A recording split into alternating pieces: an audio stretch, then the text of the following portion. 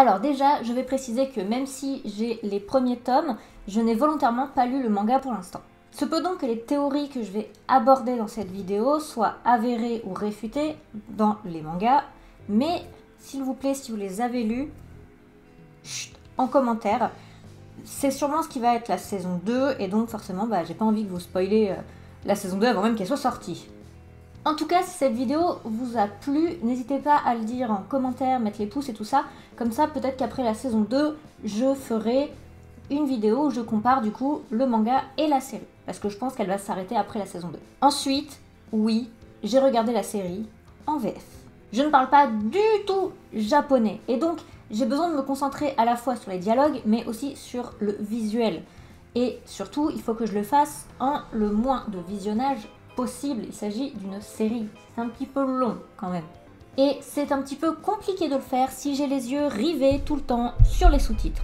Donc, j'ai choisi de le faire en VF. Du coup, les nazis de la VO, désolé. Bon, le point Godwin, c'est fait, maintenant, générique.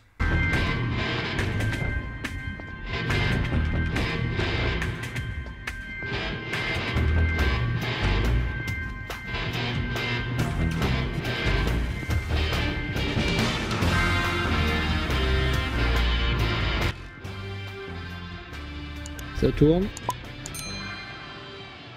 Alors, je vais commencer par vous parler de l'introduction d'Alice au Pays des Merveilles, la version donc de Lewis Carroll, le roman donc sorti en 1859. Alice est une petite fille qui est dans le grand jardin de sa demeure et sa sœur est en train de lui lire un livre. Mais ce livre n'a ni image ni dialogue, c'est surtout de la description et cela ennuie la petite fille. Au lieu d'écouter réellement, elle est en train de rêvasser et voit passer un lapin blanc avec une montre à gousset. Elle n'est pas étonnée du tout, genre c'est normal. Puis quand le lapin se met à parler, elle se dit qu'il est peut-être un petit peu particulier, sans déconner, et se met donc à le suivre. Et c'est donc là qu'elle tombe dans le terrier du lapin et qu'elle arrive au Pays des Merveilles. Ouais, c'est un très gros résumé. Et pour ceux qui ont vu le Disney et non lu le roman, comme vous le voyez, la professeure est ici sa sœur, elle n'a pas de professeur dans le livre, et elle n'a pas non plus de petit chat du nom de Dina. Dans Alice in Borderland, nous rencontrons le jeune Ryohei Arisu, nommé Arisu ou Arisu si vous l'avez regardé en français, qui lui aussi fuit le monde réel à sa façon. Il était censé aller à un entretien d'embauche, mais au lieu de ça, il a préféré jouer au jeu vidéo. Son frère et son père lui font bien comprendre T'es qu'un parasite qui vient au crochet. Si le sujet vous intéresse, on parle ici du phénomène des hikikomori au Japon. Donc si ça vous intéresse, ce type-là de personnes, n'hésitez pas à aller faire des recherches de votre côté. Alisu est saoulé de cette remarque et il décide de se barrer de chez son père. Il propose à ses amis, Karube et Chota, de se retrouver à Shibuya, un très grand quartier très vivant de Tokyo. Ils s'amusent à faire les cons sur le plus grand passage piéton du monde, c'est réellement le vrai plus grand passage piéton du monde, jusqu'à ce que le feu piéton passe au rouge. À ce moment-là, Chota voit qu'il y a un feu d'artifice en pleine journée, donc lui il se concentre là-dessus, mais les trois garçons doivent surtout courir pour sortir du passage piéton parce qu'il y a la police. Accroyez-vous, c'est bon, regardez, il y a un feu d'artifice. Cours au lieu de mettre ça. Ils courent, ils vont se cacher dans les toilettes du métro et d'un coup, plus de bruit, plus de réseau, plus rien. Ils sortent et le quartier de Shibuya dans lequel ils étaient il y a quelques secondes est passé du quartier le plus vivant de Tokyo au quartier le plus vide de Tokyo. Pour le moment, il n'y a aucune ressemblance, on est d'accord. Selon moi, les liens ils se font qu'à partir de l'épisode 4 où Arisu va devenir réellement Alice, mais je vais d'abord vous expliquer ce qui se passe dans les 3 premiers épisodes. Et donc, je vais faire ça en 2 parties, l'introduction à Borderland et ensuite la naissance d'Alice. L'introduction à Borderland. Donc, dans ce Shibuya totalement vide, au départ, les garçons s'amusent de la situation parce que c'est trop cool, il n'y a plus de parents, il n'y a plus de boulot, c'est la vie, c'est la liberté, on s'éclate trop.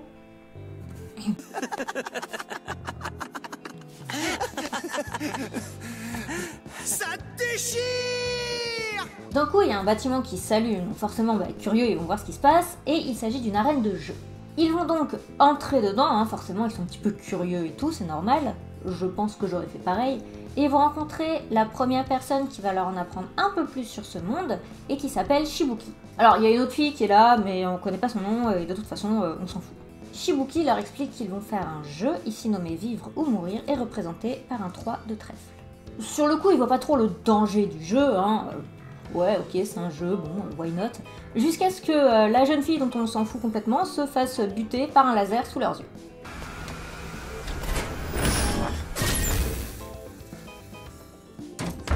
Là, bizarrement, ils vont se réveiller un petit peu et se bouger le cul pour gagner et survivre, même si Chota se fait blesser comme un débile. À la sortie du jeu, ils apprennent qu'ils ont gagné un visa de 3 jours, c'est-à-dire que pendant 3 jours, ils ne sont pas obligés de participer à un jeu, mais si au bout des 3 jours, ils ne participent pas, ils vont mourir. Chota étant blessé, Arisu et Karube vont décider d'aller participer à un jeu avant la fin des 3 jours, afin d'essayer de comprendre un petit peu mieux ce qui se passe. Et là, il y a le deuxième personnage qui va leur expliquer clairement comment fonctionne l'univers, puisqu'il y a un homme qui va leur expliquer 2 choses. Premièrement, le nombre mentionné sur la carte signifie le niveau du jeu, et du coup, l'As, c'est niveau 1. Attention, hein, c'est pas la carte la plus forte, du coup, c'est niveau 1. Deuxièmement, le symbole sur la carte indique tout simplement le type de jeu. Le trèfle, c'est pour le travail d'équipe. Le pic, c'est sportif. Le carreau, c'est la réflexion. Et le cœur, c'est psychologique. Le jeu auquel il participe cette fois, de niveau 5 de pique, s'appelle le jeu du chat, mais on va revenir sur ce jeu après. Ils le gagnent et ils arrivent à un autre jeu qui est le jeu du loup et qui est cette fois-ci niveau 7 de cœur. La naissance d'Alice. Contrairement au lieu qu'on a vu précédemment, le jardin botanique dans lequel se déroule donc le jeu niveau 7 de cœur, le jeu du loup, est beaucoup plus ressemblant au Pays des Merveilles décrit par Lewis Carroll ou même représenté dans le Disney.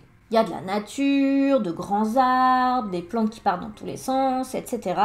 C'est beaucoup plus ressemblant au Pays des Merveilles, quoi. Et pour moi, c'est dans cet endroit précisément que va naître Alice. Et précisément à la fin de ce jeu. Donc, dans ce fameux jeu du loup, tous les participants ont un collier autour du cou. Il y a à chaque fois un loup et 3 moutons. Seul le loup survit, mais on dit que c'est au mouton de se cacher du loup. Mais en fait, c'est le contraire qui doit être fait. Et Shibuki est la première à le comprendre. Les rôles vont changer jusqu'à ce que ce soit Arisu qui s'empare du rôle du loup. Il espère trouver une solution pour sauver tout le monde, et donc il va aller se cacher un petit peu pour pas qu'on lui reprenne le rôle du loup. Sauf que malheureusement, il est hyper stressé, du coup il panique et il n'arrive pas à trouver de solution à temps. Pendant ce temps, ses amis se sont totalement fait à l'idée de mourir. Arisu, il veut pas être le seul de ses potes à survivre. Alors il se met à chercher ses 2 potes dans l'espoir de leur refiler le rôle du loup à la dernière minute afin que ce soit pas lui qui survive. Il tombe sur Karube qui refuse de prendre le rôle du loup. Le temps est terminé et les colliers font ce qu'ils étaient censés faire, c'est-à-dire que ceux des moutons explosent au niveau du cou des personnages. Et donc Arisu apprend la mort de ses amis et voit Karube mourir sous ses yeux. Bon, après ça, il va se taper la dépression de sa vie, hein, normale. Mais maintenant qu'il connaît les règles du jeu, puisqu'il les a appris dans ses épisodes, il va se mettre enfin à suivre le lapin blanc et devenir beaucoup plus Alice. Et surtout, c'est là que vont enfin apparaître les personnages de l'univers d'Alice, même si, sans qu'on le sache vraiment, on en avait déjà croisé. Les personnages de Lewis Carroll. Le lapin blanc. Alors là, évidemment, si comme moi vous parlez excessivement bien japonais, vous ne pouviez pas faire le lien, mais Usagi, ça veut dire lapin. Donc Usagi, c'est le lapin blanc. Allez, personnage suivant. Donc, quand même, j'ai un petit peu en dire un peu plus sur ce personnage, hein, rassurez-vous. Usagi apparaît au début de l'épisode 2 et on nous présente une jeune fille qui fait énormément d'escalade, donc plutôt sportive, et qui a déjà perdu sa mère et qui va perdre son père et du coup, elle aussi faire sa dépression, hein, comme Alice est en train de le faire. Pendant le fameux jeu du chat, dont j'ai déjà parlé et dont je vais reparler, elle va aider Alisu à gagner. Et notamment grâce à ses talents de grimpeuse qui font... Bon, là c'est peut-être moi qui me tape un délire, mais le lapin ça a tendance à faire des bonds, un lapin, et là bah, elle fait des bonds en grimpant. Et comme je dis, là je me tape peut-être un délire solo. T'as appelé? Dans l'épisode 4, on la voit d'abord chasser un lapin, ce qui je pense est un clin d'œil, ou nous fait sous-entendre que le lapin blanc est un cannibale. Je ne sais pas. Pendant ce temps, comme j'ai dit, Alisu tape la dépression de sa vie et il se laisse mourir, il ne bouge plus, il reste au sol. Usagi finit par le ramener dans le hangar où elle vit pour le moment et elle lui sauve donc la vie et à partir de là, ils vont se mettre ensemble, pas en couple, se mettre ensemble dans Borderland pour essayer de comprendre ce monde et si possible de s'en sortir. Alors laisse-moi te sauver. Et donc, comme je l'ai dit, pour moi, Alisu naît dans le jeu du loup, puisque dans l'épisode suivant, donc à la fin de l'épisode 3, c'est la fin du jeu du loup, où il a perdu ses amis, et là on est dans l'épisode 4, et il se met à suivre le lapin blanc, du coup, puisqu'il se met à suivre et travailler en équipe avec Usagi, qui représente le lapin. Pour moi, l'aventure du pays des merveilles, donc de Borderland, commence réellement à l'épisode 4, les 3 épisodes précédents nous servant à présenter en fait l'univers et ses règles surtout les règles des jeux. Le chapelier. La preuve que pour moi ça commence vraiment enfin, c'est que dans l'épisode 5, on découvre un autre personnage, un homme portant un peignoir vachement coloré, qui aime bien se marrer et qui est le chef d'un lieu qui s'appelle la plage. Et cet homme se fait nommer le chapelier. Beaucoup de gens qui ont vu la série m'ont dit que oui, à partir du passage sur le chapelier, ça devient un peu plus brouillon. Les gars, on est chez le chapelier. Pour moi, c'est pas du tout étonnant que le lieu soit complètement excentrique, qu'il y ait une fête qui dure H24, c'est le bordel, c'est une sorte de joyeux chaos, mais c'est chez le chapelier.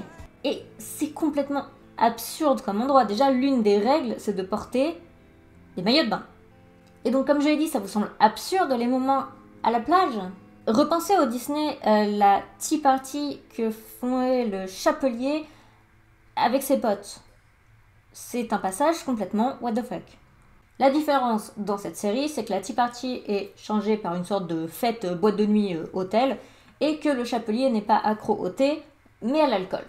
On retrouve ici totalement le côté excentrique et fou du chapelier, même si parfois il arrive quand même à maîtriser sa folie. Malheureusement, il va finir par perdre le contrôle sur lui-même et sa folie va prendre le dessus. Et donc, dans un dernier coup de folie, il va être abattu par son ami Aguni. Aguni, même si son nom, Gun, fait référence, je pense, au fait qu'il soit le chef des forces armées, les activistes, il serait peut-être un petit peu le lièvre de Mars, en tant que meilleur ami du chapelier. Mais j'ai aucune autre preuve pour étayer cette théorie que le fait qu'ils soient potes, donc je pense pas vraiment. Pour moi, c'est juste que son nom, du coup, fait référence à son statut de chef militaire. Le chat du Cheshire.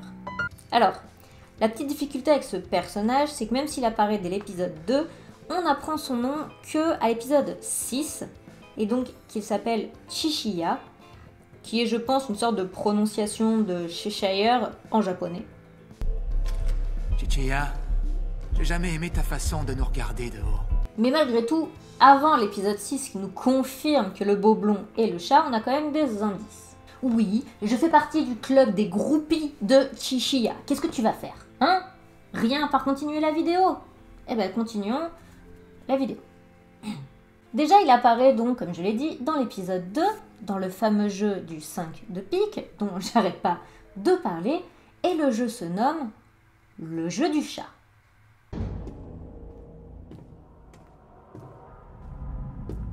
Si je veux superviser la partie, c'est l'endroit idéal. Sauf que dans ce jeu, les créatures, les méchants, sont déguisés non pas en chats, mais en chevaux. Donc le chat, c'est le jeune homme blond qui est perché à plus d'étages et qui observe la situation avec un petit sourire en coin. En même temps, on n'allait pas lui faire un sourire comme as, parce que c'est un humain, ça aurait été super chelou. Donc on a remplacé ça par le petit sourire en coin, ou des fois un sourire plus classique. Comme je l'ai dit, c'est un personnage qu'on retrouve souvent en hauteur, c'est un personnage qui sourit beaucoup, mais c'est surtout un personnage qui apparaît et disparaît de manière un peu étrange et aléatoire. Par exemple, comment il est arrivé à la plage directement parmi les membres du bureau? Dans le dernier jeu, il est où les 3/4 du temps? On le voit pop à plusieurs endroits différents, mais il est où en règle générale? Surtout à la fin, comment il fait pour être dans le bâtiment alors que tout le monde est dehors parce que le bâtiment est en feu? Juste pour récupérer la carte. Par quel chemin il est passé à la fin pour être dans le même endroit sans avoir croisé Alisu dans le métro? T'as fini par trouver l'endroit? Je n'en attendais pas moins de toi. Ce mec se téléporte, je n'ai pas d'autre explication. Du coup, comme le chat. Et surtout, tout comme le chat du Cheshire, il n'aide pas Alisu. Il l'utilise, il joue avec lui comme un chat avec une souris. Alors que pourtant, ils avancent tout le temps dans la même direction. Mais pour moi, le chat, c'est un peu le miroir d'Alisu, puisque là où Alisu va être très altruiste, va tout faire pour que le plus de gens survivent, Je ne veux plus laisser quelqu'un mourir seul. eh bien, Chishiya se fiche complètement de faire des sacrifices. On ne fait pas d'omelette sans casser des œufs. Je suis pas le seul à le dire. Comme beaucoup le lui disent, je n'aimerais pas être ton ennemi. J'aimerais pas être ton ennemi, Chichiya. On me le dit souvent. Alisu et Chishiya poursuivent donc le même but, mais de façon totalement opposée. On peut donc se demander, et merci pour ceux qui ont lu le manga de fermer leur gueule, ce qui va se passer dans la saison suivante, puisqu'il y a moins de personnes et ils vont être un peu plus obligés de travailler ensemble alors qu'ils ont des méthodes très différentes. La chenille?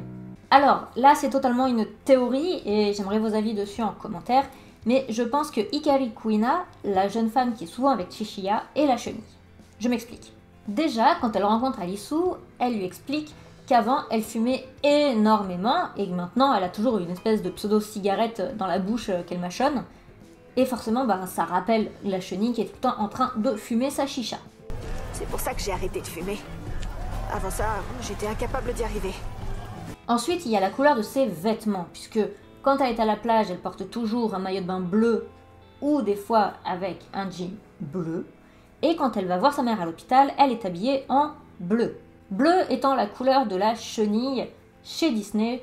Je n'ai pas trouvé si elle avait une couleur dans le roman, puisque de toute façon les dessins sont en noir et blanc. Mais en tout cas, chez Disney, la chenille est bleue et Kuina ne porte que du bleu. Et oui, les Japonais connaissent Disney. もうねうんざりすること近所の子供とかが Et l'autre point très important, c'est relatif au genre, puisque Kuina est une femme transgenre. Déjà, vous le savez sûrement, la chenille est un homme chez Disney, mais c'est une femme chez Lewis Carroll. Donc déjà, on a cette question du genre chez la chenille à la base. Et ensuite, c'est une vision un peu plus personnelle, je dirais, mais pour moi, il y a cette question de transformation. Vous savez, la chenille se transforme en papillon, et ici, on a un jeune homme mâle dans sa peau qui se transforme en une belle jeune femme. Sa mère lui dit elle-même qu'elle est devenue très belle. Tu es splendide. Tu es vraiment magnifique. Donc en plus de cette question de la transformation, on a aussi cette transformation positive. Je voudrais juste faire un petit point sur la question transgenre, même si c'est un sujet que je ne maîtrise absolument pas, étant une femme cisgenre, je ne peux pas me permettre de parler pour ces personnes, mais ce que j'apprécie, c'est la façon dont le sujet est traité dans la série, puisqu'en fait, on nous présente très rapidement dans un souvenir en fait de Kuina le fait donc qu'elle est transgenre, et c'est tout. On n'en fait pas tout un pataquès. On passe pas son temps à nous dire « regardez, on a mis un quota transgenre, regardez, Kuina c'est une femme transgenre, on a respecté un quota. » Non, juste on nous donne cette information, c'est une femme transgenre. Et ça paraît jusque-là, après, normal, on n'y repense plus, c'est un fait, point. Et du coup, c'est quelque chose que j'ai beaucoup apprécié, puisqu'on traite ça comme quelque chose de parfaitement normal, qu'il y ait une femme transgenre, enfin, qu'est-ce que vous voulez en dire de plus? C'est comme ça, c'est tout, point. Même si, du coup, pour moi, ça m'arrange un petit peu puisque ça joue dans ma théorie que Quina serait la chenille. Et au niveau du caractère, dans le roman, c'est un des personnages les plus calmes. C'est un des seuls personnages qui dit à Alice de se calmer. Et notamment dans le jeu final, c'est un des personnages qui garde le plus son sang-froid, sûrement par sa maîtrise des arts martiaux qui lui demande du sang-froid. Donc, je pense vraiment que c'est la chenille. Donc, s'il vous plaît, dites-moi que j'ai raison en commentaire. La reine de cœur. Alors là, c'est pour moi le passage où il y a le plus de chances qu'on spoil la saison 2 dans les commentaires. Donc, s'il vous plaît, taisez-vous. Je me plante peut-être totalement ou j'ai totalement raison. Mais peut-être que les gens n'ont pas envie de savoir si ma théorie est vraie ou fausse pour le moment. Donc, s'il vous plaît, taisez-vous. Je pense que Mira, la jeune femme qui est vêtue avec une très longue jupe noire, serait la reine de cœur. Ok, elle n'est pas vêtue de rouge, elle est vêtue de noir. Mais en même temps, s'il y avait une meuf qui se balade en robe rouge, ce serait peut-être un petit peu trop grillé. Et après tout, les cartes n'ont que deux couleurs, rouge et noir, donc c'est possible qu'ils aient volontairement inversé les couleurs pour que ce soit un petit peu plus subtil. Mais je pense qu'elle est la reine de cœur, puisque déjà, elle semble en connaître énormément sur l'épreuve du 7 de cœur qu'a fait Alicou, alors qu'il semble pas spécialement lui en avoir parlé. Et surtout, ça semble la faire rire de parler de ça, alors que je rappelle que c'est l'épreuve dans laquelle il a perdu ses super potes. Les jeux de cœur nous permettent de jouer avec le cœur et les sentiments des autres. Tu survis grâce à ceux qui n'ont pas peur de la mort, y compris dans le jeu du 7 de cœur qu'Arisou a remporté. Et elle vante énormément les jeux de cœur au chapelier. Elle arrête pas de lui dire que c'est les mieux. Sachant que, je le rappelle, ce sont les jeux psychologiques. Ce sont des jeux qui sont très difficiles à faire. Les jeux sportifs ou les jeux de logique, ça demande des compétences physiques ou mentales.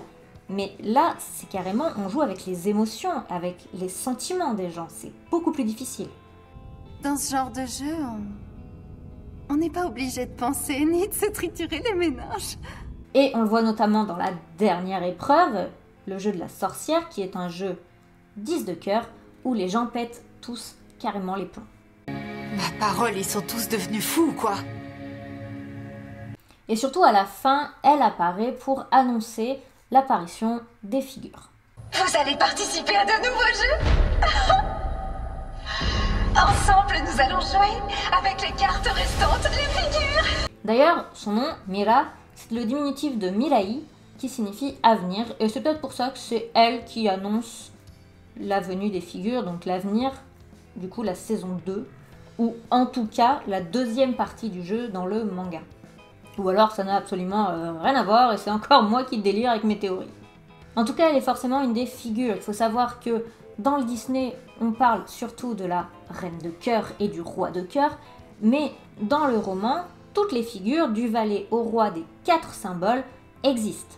Je pense qu'elle est la reine de cœur à cause de la façon dont elle vante les jeux de cœur au chapelier, mais de toute façon, elle est pour moi forcément une des 4 reines. Mais cela se vérifiera peut-être très bientôt. Car oui, Netflix a officiellement annoncé qu'il y aurait bien une saison 2.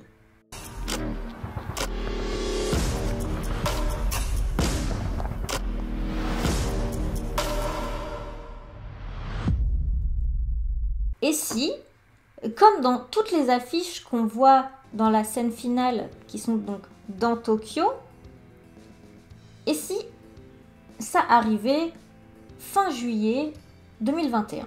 Après tout, c'est ce qui est annoncé dans la série.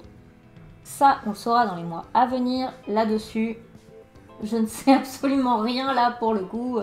Là, c'est vraiment une théorie que je partage avec beaucoup de fans. J'ai vu qu'il y a beaucoup de gens qui pensent que, comme il y a écrit qu'un album va sortir fin juillet 2021, qu'il va y avoir les soldes en juillet 2021, fin juillet, et il y a même des pubs pour Forever 21.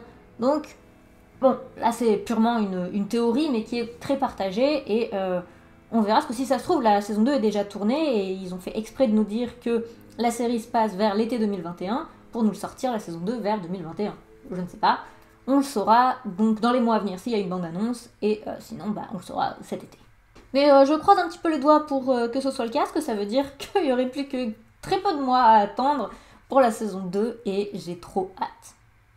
J'espère donc que cette vidéo vous aura plu sur ma façon de voir un peu les personnages de Alice in Borderland comparés à Alice au Pays des Merveilles de Lewis Carroll, et quand même beaucoup du Disney, hein. Il y a quand même de très fortes ressemblances. Vous l'avez compris, j'ai très hâte aussi pour la saison 2, et comme je l'ai dit en tout début de vidéo, si cette vidéo vous a plu, n'hésitez pas à me le faire comprendre par des likes, des partages et des commentaires pour savoir si, oui ou non, je ferai une vidéo sur la saison 2, mais comparer cette fois-ci la série complète au manga complet.